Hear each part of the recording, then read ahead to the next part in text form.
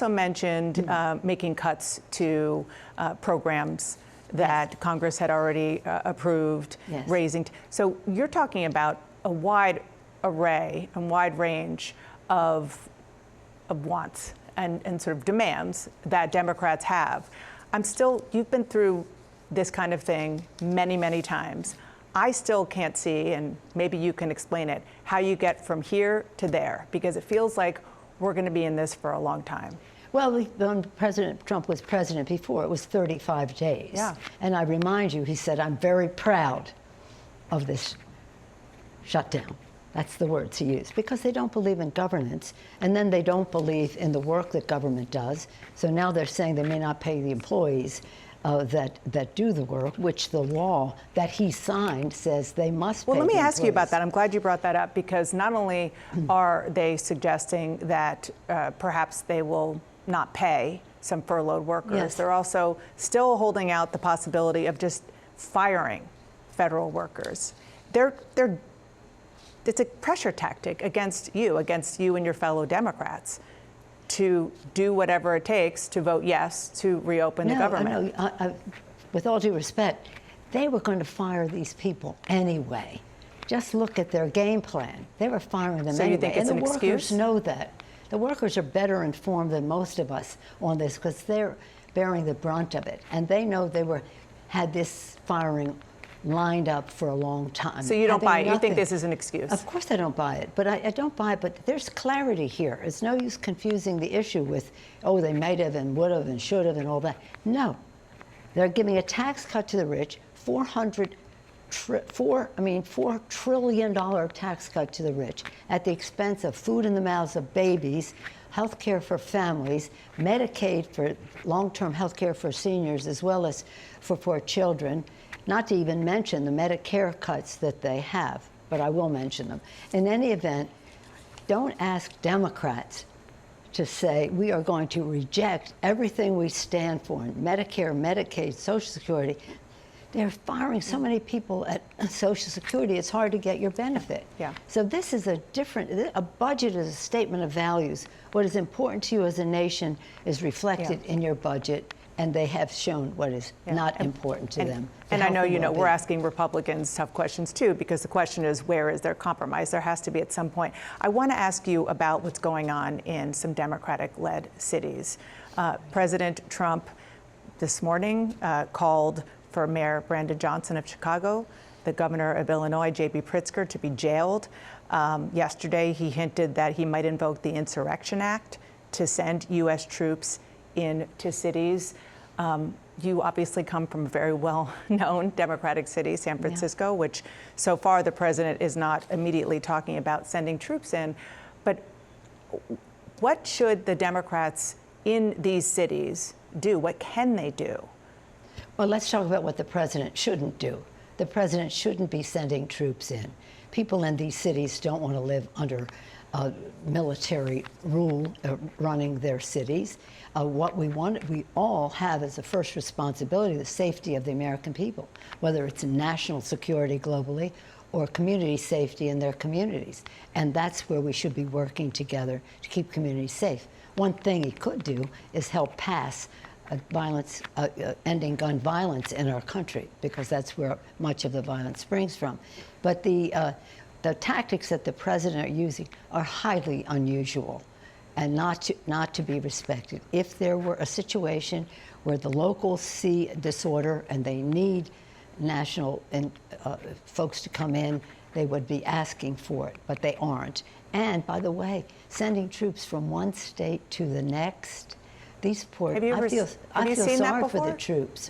Have you seen that before? I mean, we see it when it's requested. When it's requested, that's a different story, or for the case of natural disasters, all kinds of other reasons. But to do public safety, this is a political move on the part of the president, and saying that the governor and the mayor should be imprisoned. Please, come on, be presidential, Mr. President. Honor the office you serve in. Don't be so deranged and political as to how you make decisions. Don't go anywhere. When we come back, I want to talk to you about something that's happening in about a month, and that is voters. Former House Speaker of the House of Representatives, Nancy Pelosi, is here at the table. Day 8 of the government. First of all, thank you so much for being here in person. We are day 8. This is a real stalemate, unless you know something I don't. But right now what we're seeing is President Trump and Republican leaders are saying they're not going to negotiate on extending the healthcare subsidies until the government reopens. So I guess my first question is, what's wrong with that position? Why not open the government and then negotiate? The government was opened, and then the Republicans closed it because they did not want to extend health care subsidies. It means that will raise the cost of health care to America's working families. They had their chance for all of this, but they didn't do it. Now they're saying, oh, if you open it, we'll do it. I don't believe that, but nonetheless. Here's the thing. The reason that the government is shut down is because the Republicans have insisted on taking down the subsidies, also Medicare, Medicaid, all of that, food for children, hundreds of billions of dollars for SNAP, to give a tax cut to the wealthiest people and the wealthiest corporations in America. You don't expect us to say, okay, we'll agree to your giving a tax cut to the richest people in America and increasing the cost of health care to open government. It's going to be up to them. They shut down government, and they're going to have to open up government. They have, every shutdown since the 90s, when I've been around anyway, has been a Republican shutdown.